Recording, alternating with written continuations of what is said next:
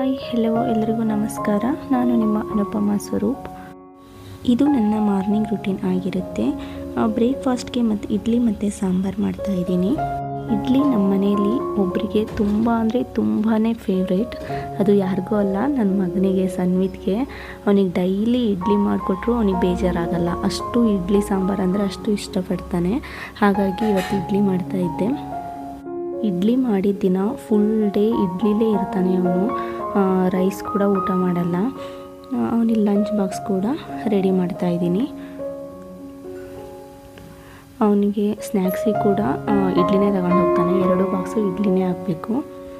ಹಾಗಾಗಿ 2 ಬಾಕ್ಸ್ಗೂ ಕೂಡ ಇಡ್ಲಿ ಹಾಕ್ಬಿಟ್ಟು ಅವನು ಬಾಕ್ಸ್ ಕೂಡ ರೆಡಿ ಮಾಡಿ ಹಾಕಿಟ್ಟೆ.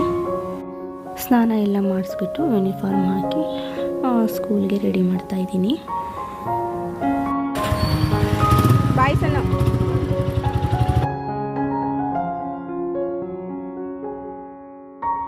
ಮೇಲ್ಗಡೆ ಹೋಗಿ ಬಾಯ್ ಮಾಡು ಅಂತ ಹೇಳ್ತಾ ಇದ್ದ, ಅದಕ್ಕೆ ಮೇಲೆ ಬಂದು ಬಾಯ್ ಮಾಡ್ತಾಯಿದ್ದೀನಿ.